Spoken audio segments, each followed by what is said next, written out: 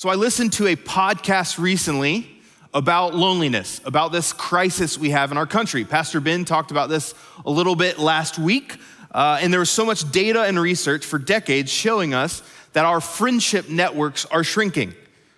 Just a few of the stats, and that's it. I'm not doing the full stat thing. Pastor Ben's better at it.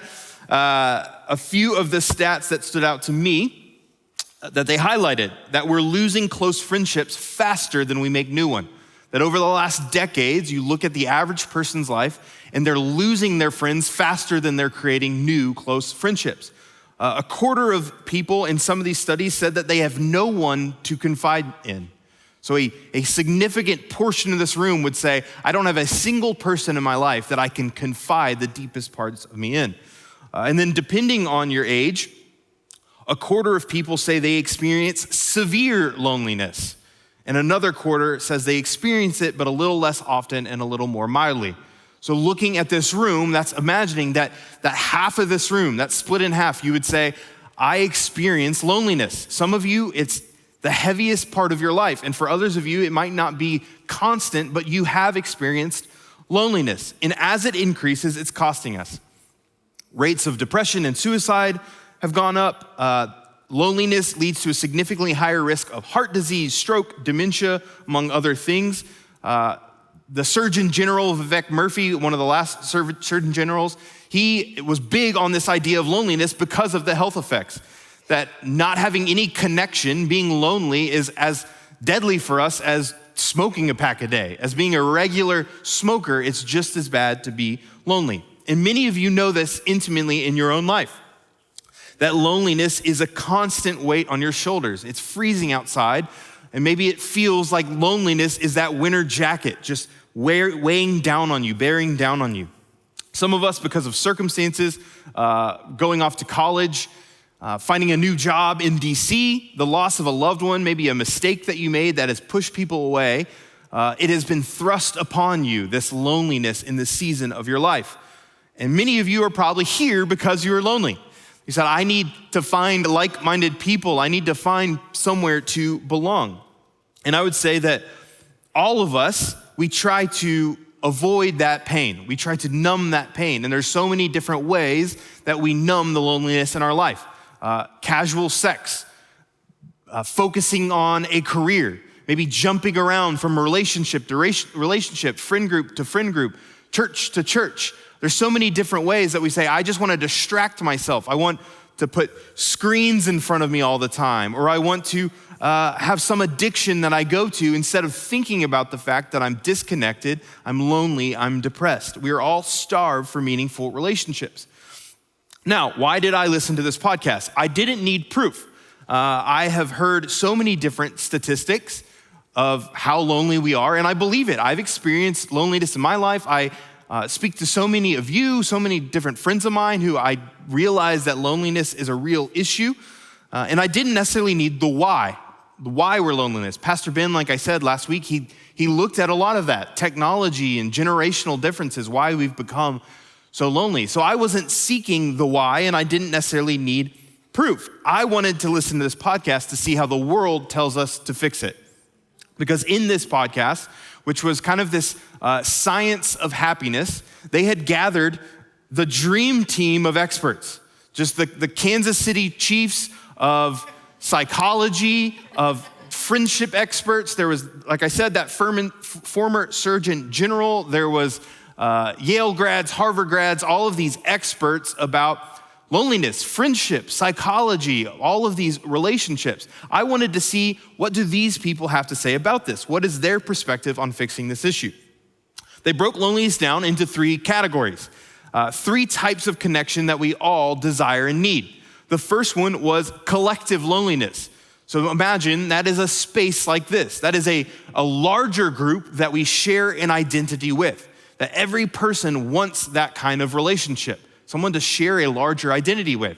You find it in churches, you see it in sports teams, you see it in political parties, that I want to identify with this group to belong to something bigger than myself. The second type is this relational type of loneliness that we often have. That is a smaller group of friends. That is maybe a Super Bowl party worth of friends that you've gone to, that you're like, these are 10, 20, 30, 40 people that I know a little bit better, I spend time with. This is my friend group. And then the third type was this intimate loneliness. Sometimes we look for that in a romantic partner, and sometimes it's just our closest confidant, our best friend. So 3 different categories of loneliness that we all need those 3. And they explored them. They explored the reasons why we're lonely in those ways. And they kind of prescribe some tools for how to fill those social gaps. Early on in the podcast, they focused their gaze on religion as a positive example to follow. And it was kind of fascinating because they didn't linger on it too long. They surveyed the social landscape and they kind of said, hey, religious communities are bucking a lot of these trends, so let's look at what churches are doing that's different.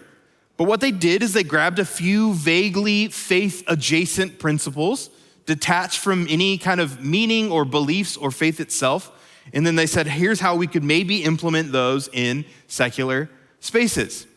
So religion essentially became watered down to a shared hobby. You could find the same meaning and purpose, encouragement, connection in a gym or in a book club. And they kind of show that this is what the church does. We could find that as well in these spaces if you do these things correctly. And I don't want to diminish this podcast. I don't want to bash this podcast. It was helpful.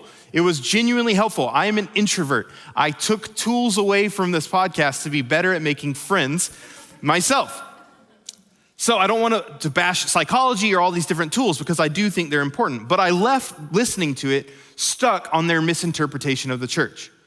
That to them, it was just this simplification of Christian beliefs.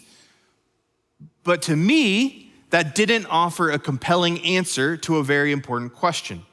How did this ragtag group of Jesus followers who were persecuted, who were hated, who were this small little sect of Judaism in everyone else's eyes, how did that grow from this little group into one of the most influential groups in human history?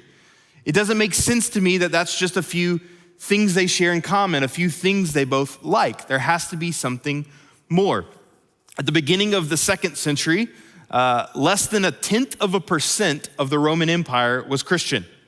That is an overwhelming minority.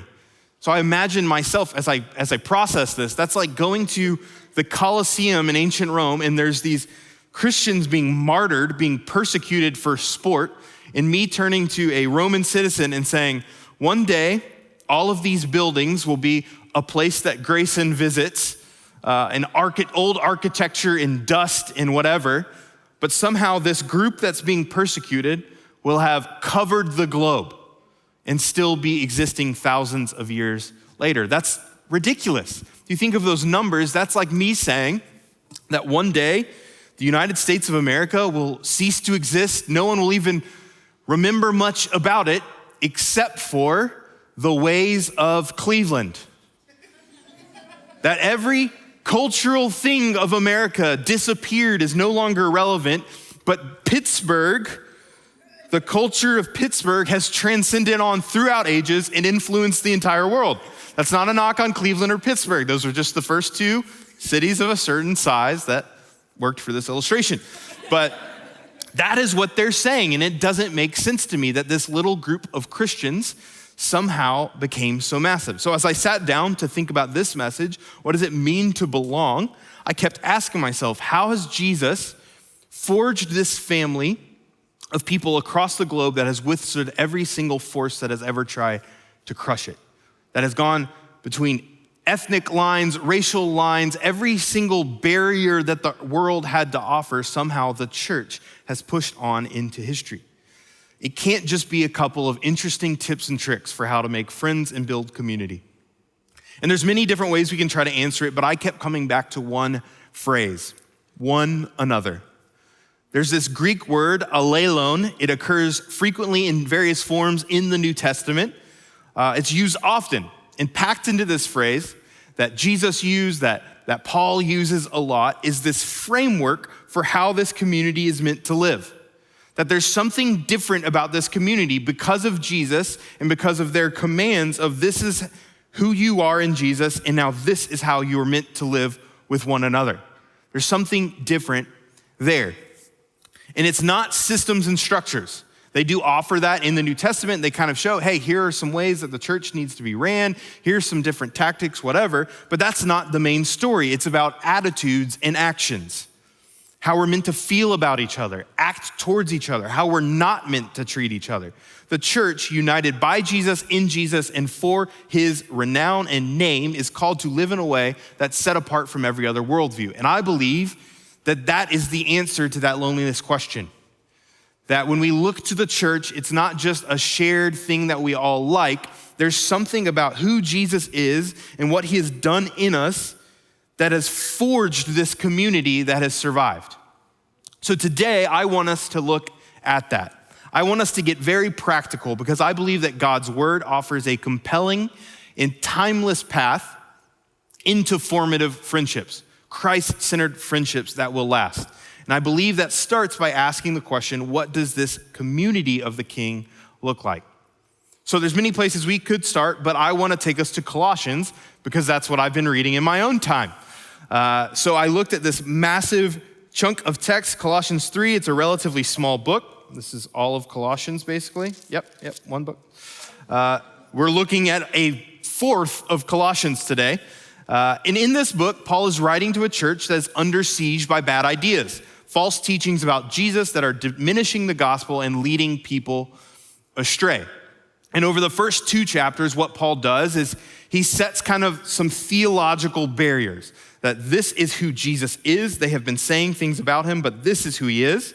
And because of what he has done, something has changed in you. He does that throughout the first two chapters. And then we get to the third chapter, and Paul moves from doctrine to practical advice. Pastor Ben talked about this last week with Ephesians, that Paul does this often. So Paul's saying, here's how this truth about you, that you were spiritually dead, you were separated from God, but now because of Jesus, you are reconciled with God, you are in Jesus. Because of this shift, some things need to change in your life. That this was true about you, this is true about you now, and because of that, we're gonna move into practical advice. So for the rest of our time today, I want us to look at three different instructions that Paul gives kind of in these three different paragraphs.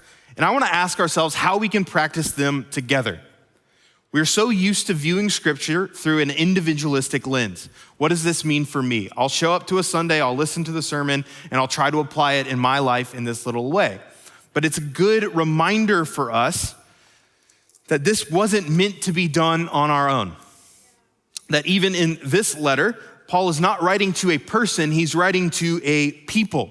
The Christian life is not meant to be lived in isolation. And so I want us to challenge ourselves today and ask us this question, what does this mean for us? The person next to you, the friend that you have at this church, the people in this room, I don't want us to go home and say, well, here's a few little things I can do to change me, but really to think, how can we do something together? How can we take part in this together? Because we are called to be in one body. And I believe that Paul's instructions will absolutely draw us nearer to Jesus, but they also have the ability and the power to draw us deeper in unity with one another. So I'm gonna tip my cards here a little bit. Paul is not about to give us a system to implement. So if you're like, I have opinions on how you do community groups and core and family groups and everything else, I love to hear those. But today we're not gonna look at tactics. We're not gonna say, well, we should do things this way. We're gonna look at a posture. He's giving us a posture to embody. He's calling us to look up at Jesus, to look in at ourselves, and to look out at one another. So, starting in verse 1, it says, if then you have been raised with Christ, seek the things that are above, where Christ is, seated at the right hand of God. Set your minds on the things that are above, not on the things that are on earth, for you have died, and your life is hidden with Christ in God. When Christ, who is your life, appears, then you also will appear with him in glory. It says, if you are now affiliated with Jesus, if something has changed about you because of that affiliation, then there are some things we need to do. Some things need to happen. And he gives us these two commands, two tasks for believers in these first 4 verses. And they are united in that posture of looking up. We are to seek and to set.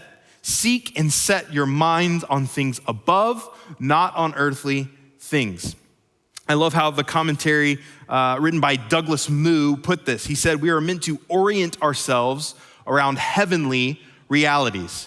This isn't a spiritual detachment. There's a version of that where you say, set your mind, seek things above. That's just like me living up here in the spiritual realm, and I have a higher power, and all of you are living down here. That isn't what Paul is saying. He's not calling us to detach ourselves from the world. He's calling us to reprioritize. He's calling us to look at how we used to live and say some things need to change. Reorientation of our affections, our mind, our will, our very life around Jesus. So all this starts here. This is our why. I love that we just sang the wonderful cross, that lyric of, he bids me come and die. I love that idea that looking at the cross, that change of who we are because of the cross, it bids us to come and die to some stuff behind us and change who we are. So when we were spiritually dead, we lived a me-oriented life. How do I get mine? How do I maximize pleasure, minimize pain, do what I think is best for me? But because of who we are now, we have a Christ-oriented life. Something has shifted in how we are supposed to look at what we're supposed to look at. What is the most important thing to us? Now we say, what do you say is important? What do you value? What do you prioritize? That should dictate all of the decisions that we are making. And this posture is a rebellion against cultural norms because the earthly things now submit to a new authority over me. That the world is saying sex is meant to look like this. It's meant to be used like this. Fulfillment is meant to be found in this space, in this job, in this type of living. Success looks like this. Success looks like being here, being this place on the job chart, having this much money. That is what the world is telling us. But if we are reorienting ourselves around Jesus, we say none of those things dictate what is important. What is true, what is good, is now controlled by this. It's now controlled by this Jesus that I have given myself to. God has given me a new set of values and priorities to filter my life through. And often that does mean some bad things need to be cast out. I think that's important. We're gonna talk about putting to death soon. Sometimes when we reprioritize our life around Jesus, we have to say, I can't do this anymore. I'm not supposed to be doing this. But more often than not, it's a lot of good things that, as Pastor Ben says, have made bad gods in our life. A lot of good things that don't need to be cast out, but they need to be knocked down a couple rungs. How you view your job, how you view relationships, how you view yourself, some of those things need to change, and Jesus needs to become the top priority in your life. So before we do anything else, we have to do this personally. Like I said, there is a personal component to our faith, but there's also a horizontal component. And personally here, you have to do this on your own. You have to ask yourself, how am I reorienting my life around Jesus?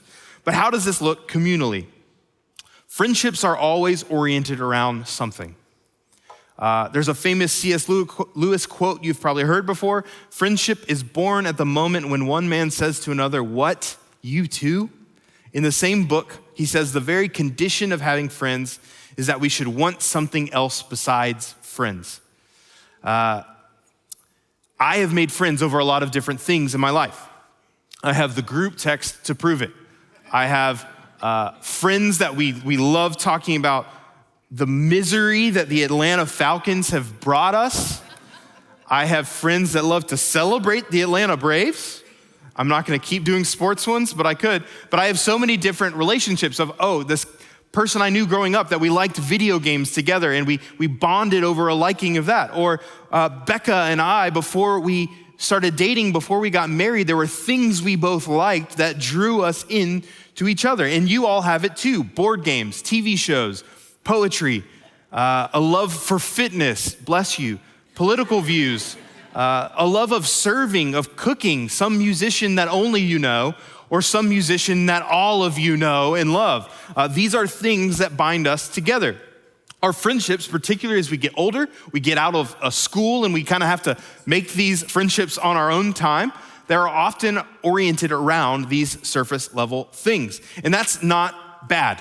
That is a great way to begin a connection of, hey, we both love this thing, so let's rally around it. Let's enjoy it together. It's not a bad thing. Many of the good gifts that we enjoy in this life are from God. Shared passions are a great place to start. That's why we have opportunities at this church. We did meetups a couple different times last year to say, hey, if you love hiking, meet people at our church who love hiking. Or community groups you go to, and we often have these discussion questions that sometimes can start out on pretty arbitrary things. They're not deep, but it's a chance to look at someone across the table and say, me too. I love that. I love that musician. I love that hobby. I love doing that, going to that place.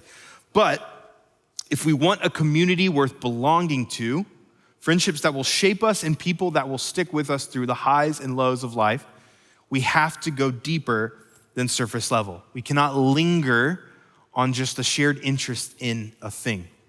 So ask yourself this: what do my friendships revolve around? Maybe you're thinking of your golf buddy, or maybe it's that person at work that your friendship revolves around complaining about work. There's so many different things we are oriented around, but I would challenge you, do you have people around you that are oriented around Jesus as well? Brothers and sisters who are looking up at him and saying, this is what determines everything else in my life, not what I want, not what I like. That isn't to say you can't have strong connections with people who don't believe the same things you do. I have friends like this who have different worldviews. But I would contend that there is no stronger bond two people can share than a shared identity in Jesus Christ. Because an identity in Jesus is not a fad, it's not a season of life, it's not something that will eventually wither away. It's a complete reorientation of who we are. A shared delight in God is stronger than we both love the Lakers. A desire to follow God's way is a better foundation to put a friendship on than we laugh at the same jokes. Later, Paul will say in verse 11, here there is not Greek and Jew, circumcised and uncircumcised, barbarian, Scythian, slave, free, but Christ is all and in all. And what he is saying is that our shared experience of grace in Jesus transcends any other tie. That our ethnic differences, our socioeconomic differences, our political differences, all of these different categories, all of those submit to the unity in the body of Christ. I didn't have friendships like this in college, and it was rough, to be honest. I had a great church community growing up, and then I went off to college, and I didn't really have a lot of friendships around me that were spiritual in nature, that were oriented around Jesus. I made excuses for it. I had all these different reasons of like, oh, okay, I'll get involved in a church eventually. I'll get involved in a small group eventually, but I didn't. And over time, all of my friendships that I did have that were great friends, they had different worldviews. They had different value systems. The things that were important to them were not the things that I claimed were important to me. And over time, as I kind of compartmentalized my faith and I said, well, this is my friend group. That's just kind of my side gig, the thing that I do on the side. I became transformed into the value set of these other people. Again, not a knock on them. They have different values. They're gonna live a certain way. But because I did not have people around me that were aiming at the same thing, I let myself be transformed and shaped by those who were around me, until it got to a point late in college where I looked at myself and everything about my life was not congruent with what I would have said is true about me and not congruent with what I say is true about Jesus. That is the power of the friendships that we have around us. The theologian Carl Trueman said, our identity is shaped by the communities to which we belong, which means the church needs to be the strongest community to which we belong. Forge friendships that are oriented around the things that are above. By all means, connect over a hobby. I love seeing people in our house, in this church, having fun together, enjoying things together. There's a group of men who they go and they work out on the mall and they talk about their devotional time. They talk about what they're learning. There's many of you know Fernay, who did giving recently. She had Cafe Fernay at her house yesterday, where Tony made coffee and people just came and hang out because they liked having that shared space together. There's so many ways we can choose to do the things that bring us life with people that bring us life, but it point towards something deeper than just hanging out. I would urge you to create friendships like this. Do not linger in the shallow places in all of your friendships. And then the next command that Paul gives us, he shows what that orientation around Jesus is meant to look like. He says, put to death, therefore, what is earthly in you, sexual immorality, impurity, passion, evil desire, covetousness, which is idolatry. On account of these, the wrath of God is coming. In these too you once walked when you were living in them. But now you must put them all away: anger, wrath, slander, malice, obscene talk from your mouth. Do not lie to one another, seeing that you have put off the old self with its practices and have put on the new self, which is being renewed in knowledge after the image of the Creator. So if we want to have a heavenly mindset, if we orient ourselves around Jesus, then some things need to change. We need to be eager to cease some behaviors, cease some things that we go to that do not reflect this mindset. That is what Paul is saying here. Our next posture is looking in at ourselves, at some of our attitudes, our dispositions, and saying this needs to be put to death. And he gives us two lists here, not exhaustive of sins that we might struggle with. Verse 5, he says, sexual immorality, that's sexual activity that runs counter to God's design. Impurity, sometimes used generally with moral corruption. Passion, which is often translated as lust. Evil desires, that's going to a forbidden thing for satisfaction. Covetousness, that's greed, desire for more that disregards the other. So this first kind of grouping is this uncontrollable desire for more experiences and pleasures to fill us. Particularly has this sexual connotation here. Verse 8, he looks at kind of these sins of speech, how we talk to and about other people. It says anger and wrath, that's outbursts of rage, malice, ill will towards someone. These first three work together to convey this general hateful attitude towards other people. And it often leads to slander, destroying someone's reputation and who they are with words. Obscene talk, which is using coarse language to disparage someone, and lying. These lists are fitting for this message today because they're communal in nature. That all of these sins, yes, they have personal implications, but they have community implications as well. Take lust, for example. Pornography has personal damage on someone. How they view themselves, how they view sex, how they view other people. An addiction to pornography is going to damage you on the inside, but it also has a communal impact. The way it ruins marriages, relationships. It pushes us to push boundaries in our relationships. It's created men and women that can't function properly. And there's so much I could say about all the other sins on this list, that they have, yes, a personal impact on us, but they have a communal impact as well. They harm us, but they also fray the fabric of our communities. And that's why Paul is so harsh. He doesn't say chill out on the sexual immorality. He says put that to death. You gotta stop it. That's the old you, and you can't go down this path anymore. And there's all kinds of tools and methods we could talk about to help us putting it to death in a personal way, and we've talked about a lot of them in this church before, but I wanna talk about how we can do that in community. If these are communal affecting actions, how can we put those sins to death in a community? And I would argue the key to this lies in confession, in accountability, opening up to one another to shed light on the things that we are struggling with. If we were made for community, then it's community that we should be putting these things to death. But the enemy wants to draw us into isolation because that's home field for him. It's in isolation that he can convince you, well, if you tell someone, they'll leave you behind. If you tell someone, they won't love you anymore. If you tell someone, you gotta keep it to yourself. That is why the enemy wants to pull us into isolation, where we can convince ourselves that the dark is safer than the light. But in confession, there's freedom and healing. I love where James talks about this. James 5:16, he says, therefore confess your sins to one another and pray for one another that you may be healed. So how does confession heal us? I love, John Piper once explained it this way. He pointed to Psalm 32 and he said, blessed is the one whose transgression is forgiven, whose sin is covered. Blessed is the man against whom the Lord counts no iniquity, in whose spirit there is no deceit. For when I kept silent, my bones wasted away through my groaning all day long. This idea that bottling up our sin often has a literal physical impact on us. The shame and guilt that we get from keeping our sin to ourselves will eat away at us. It'll lead us to lie to people. It'll lead us to make excuses.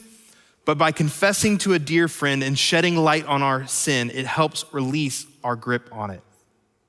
I've experienced this as well. Like so many of you, as growing up in this time, this culture of technology, the more technology got in my hands, I struggled with pornography more and more growing up because it was so accessible. And as I had more freedom growing up and everything was in my hands, it became this problem I struggled with. And I was the type of person that could fight it off for a season, a year, 2 years, and kind of say, oh, that's behind me. But it always found a way to come creeping back. And I remember about 2 years into our marriage, I started to struggle again. I started to look at my phone, to go to places I didn't need to go, to look at images I didn't need to look at. And I felt all of this immense guilt and shame, but I was too afraid to share it with Becca because I thought, what would she think? We've been married for 2 years now. I thought I had this under control. I can't tell her. What if she knows? And I remember at that time, we were looking to move to D.C. and I flew up to D.C. to kind of finish some things up with the apartment we were going to move into, measure some things, finish up, get some keys, finish up some different utility things that need to be set up from afar. And I got the chance while there to come to Passion 2019, just as a guest. And I remember this moment that is burnt into my memory of Pastor Matt Chandler. He was speaking and he said this phrase that has stuck with me for 5 years now. He said, if you are 99% known, then you are unknown. That if there is 1% of you that you keep to yourself, if there's some darkness, something that you go to that you know you're not supposed to go to, that doesn't bring you life, that's eating away at you, if you keep that to yourself, you're unknown. Your family, your spouse, your friends, those people cannot truly know you if you are trying to hide that small little bit of you. And I was letting that 1% of darkness eat away at me. And I was terrified when Becca picked me up from the airport in Atlanta because I knew after hearing that, I had to say something. I couldn't keep this in anymore. But when I shared with her what I was struggling with, I was flooded with a grace that I had never felt before. And I remember having this chance now to take what was dark in me, what was hidden in me, put it to light, and with her and with so many other people, work on putting that to death. And it started with my wife, it started with her, but when we moved up here, I made it a priority. I'm getting in a circle with a group of men that I can share my wins, I can share my losses, they can speak to how I spend my money, they can speak to how I treat my wife, treat my kids, they can speak to addictions and vices and different places that I might go. I made it a priority to get around men that I could confess and be accountable with, men who would challenge me, who would love me, who would give me advice if I need it, accountability if I need it, but often would just be an ear that I could speak to. When the people of God shine light on their sin to one another, God will take those willing hearts and he will transform us. And there are helpful and unhelpful ways to do this. So thinking about confession practically, I love this church community, but I'm not about to go in the Lincoln lobby and start sharing with every single one of you. Well, I got angry the other day and I said some things to the person who cut me off that I shouldn't have said. And I'm doing this thing too much and I'm getting frustrated about this. No, we don't go to every single person bearing every single thing. That's not fruitful. For many reasons, confession functions best within intimate, established friendships. But if you don't have this, let me urge you with this before moving on. Prioritize building friendships like this. Like I said, if we are orienting ourselves around Jesus, if we are going deeper than these surface level things, we need to prioritize having friendships in our life where we can do this. Don't go through life thinking you can handle it all on your own. For some of you, a practical step is just opening up a little bit more. That you have friends that you know from church, that you see they're oriented around the same thing. You hang out with them in groups. A group of guys will hang out and you like this guy, you like hanging out with him. Go to coffee. Share a little bit more about you. Share a little bit more about your faith. Share a little bit more about what you're struggling with. Over time, as this friendship gets deeper and deeper, take advantage of that to say, I need you to hear these things. I need someone that I can go to. Watch how the Lord can work in friendships to put our old self to death, but we have to take those next steps. And finally, the last section, Paul moves from put off to put on. There's old ways of thinking and living that we need to live behind, but there are some new things that we need to adopt. And these new ways are a posture of looking out. at looking at each other instead of focusing on ourselves, the concerns and interests of each other. It says, put on then, it's God's chosen ones, holy and beloved, compassionate hearts, kindness, humility, meekness, patience, bearing with one another, and if anyone has a complaint against another, forgiving each other, as the Lord has forgiven you, so you also must forgive. And above all these, put on love, which binds everything together in perfect harmony. And let the peace of Christ rule in your hearts, to which indeed you were called in one body, and be thankful. So he reminds us of who we are. Going back to Colossians 1 and 2, we are chosen by God despite what we've done. We are holy, we've been set apart and made right with him, and we are beloved, we are loved by God. And because of these titles bestowed on us through Jesus, we have a new identity. And because of that identity, we are then called to put on, to clothe ourselves with some virtues, some traits, some characteristics. Compassionate hearts, that's a word for guts, deep down concern for one another. Care about others in a way we never have before. Kindness, that's a desire to help. We don't stand aside in our numbness watching someone in pain. We move towards it in the same way that God moved towards us. We put on humility. I love Pastor Ben's explanation of humility. It's not thinking less of yourself. It's a willingness to disadvantage myself for you, which Jesus modeled. Philippians shows us that he was in the form of God, but he did not count equality with God as a thing to be grasped, but emptied himself by taking the form of a servant. Being born in the likeness of men and found in human form, he humbled himself by becoming obedient to the point of death, even death on a cross. He disadvantaged himself for our disadvantage. That doesn't mean he looked down on himself. He was great and he knew he was great, but he put that aside for us. That is what humility is. Meekness, we're gentle in our treatment of one another. And patience, we keep hanging in there. I love that he includes patience because I can model all of those once or twice. So when you ask me to keep doing it, to keep showing kindness, to keep showing meekness, that things get a little dicey. These characteristics, these virtues, they all play out in community. Their very nature is that they are dictated by how we react with someone one-on-one. Your kindness has to have another. You cannot be hypothetically humble. These traits, we often read scriptures and we say, be humble, check, holy, check, got it. But how does it actually play out? How are we demonstrating these characteristics? Paul shows us how they might play out. He says, bear with one another and forgive each other. Bearing with is almost this grudging willingness to put up with difficult circumstances or people. It is the bare minimum. This is not the glamorous, beautiful work of the Christian life. Paul is saying, for the sake of the community, suck it up. Deal with it. Don't quit or complain the second things get hard, the second you get frustrated. This is hard. We have been programmed to complain, to cancel, to gossip, to attack, to blame, to run away, on to the next friend group, on to the next church, on to the next person, the next thing, I'm out. And Paul is saying that sometimes you simply are called to endure one another. The parents in the room know this. We have a toddler and we are enduring her a lot right now. It is not the glamorous, beautiful things you put on Instagram when she is breaking every single rule with an evil look in her eye that makes you think you're like, I understand what sin is now because she's looking at me and she knows it's bad.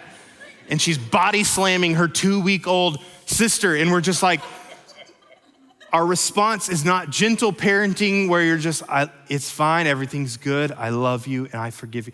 Our response is enduring. It's saying, you know what? We're not gonna kick you out because you're not too. When she keeps doing these things, it doesn't always look like the most beautiful patient's response. Instead, it's this bearing with her that says, it's okay. And from that bearing with, we forgive. I love that he says, if one has a complaint, he's assuming real grievances will be had. We will have reasons to complain. And our options are the world's response, I'm done, we're done, this is done, you're over, goodbye, or Jesus' response, which is I forgive you.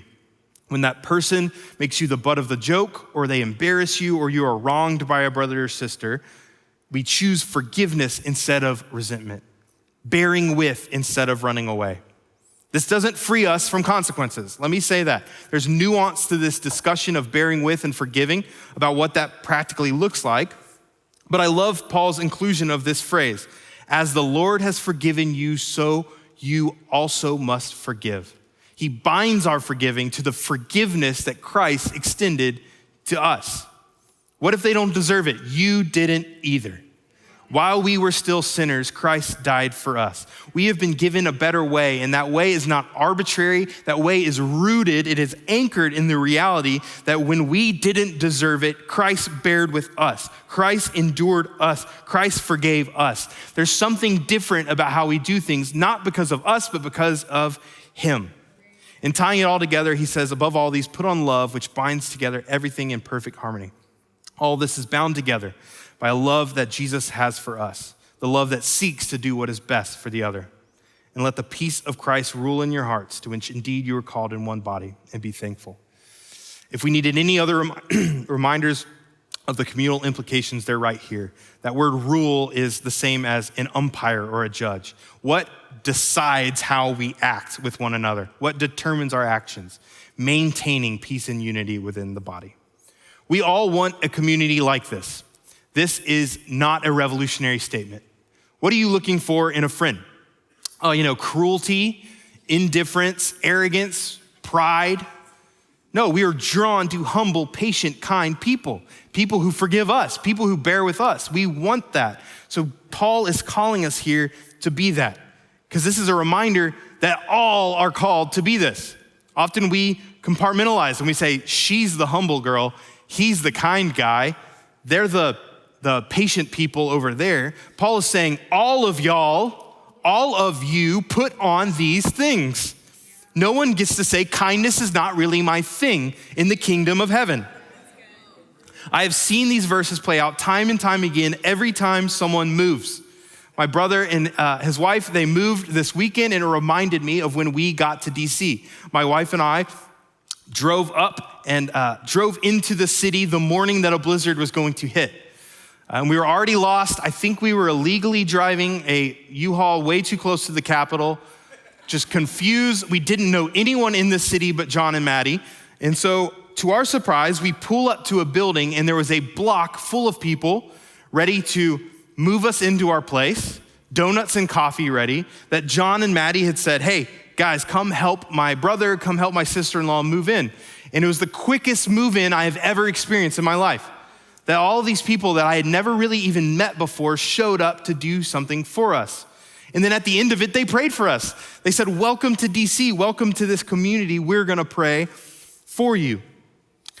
They had nothing to gain by doing that. No money, no social status. They didn't even get breakfast from us. Sometimes that is the bartering for moving. They did it because that is who those people were. It's why we felt God draw us to DC in the first place. And when our new neighbor asked, who in the world was this group of people? We didn't even know names to tell them, but our answer was easy. That is the church.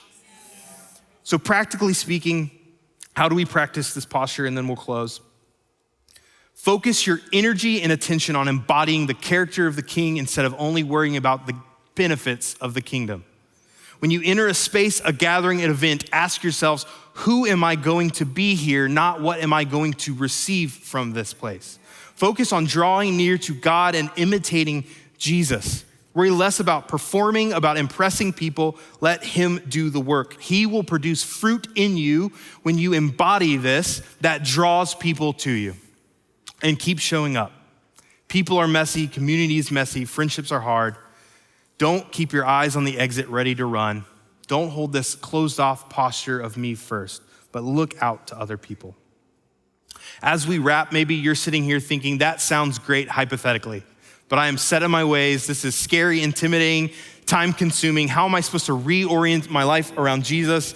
How am I supposed to open up about my deepest pains and mistakes? How am I supposed to care more about other people than myself? I will challenge you with a great place to start. It's where Paul goes in verse 16. Let the words of Christ dwell in you richly. Get into his word. Let it dwell in you. Take residence in you. Get around his people. Go to him in prayer. Create rhythms and space in your life for the Holy Spirit to chip away at those rough edges of you. You can't do these things and be all these things on your own strength, but you can look to the cross. A perfect demonstration of love, sacrifice, humility, bearing with, forgiving. That is the only way we can become these types of people if Jesus does it in us. Ask God to help orient your life around him. Ask God to help put to death the things that you're struggling with. Ask God to transform your character in his image, remembering that nothing else you chase is worth building your life on. Remembering that he sees the darkest parts of you that no one else can see, and he still loves you. Remembering that even if we fall short, we have a Savior who never fails. And ask him for friends. Ask him for relationship with people like this, and he'll do it. A beautiful community like this doesn't form because we have it all together. It's not because we're perfect. It's not because we figured out the right tools and tricks and way to create hype. A community like this forms because of that man. Because we look to him as our guidance. We look to him of who we want to be. We look to him of transforming us, of drawing us in together. That is only way that a community worth belonging to can be formed. He is our main story. He is the foundation that we are building our life on.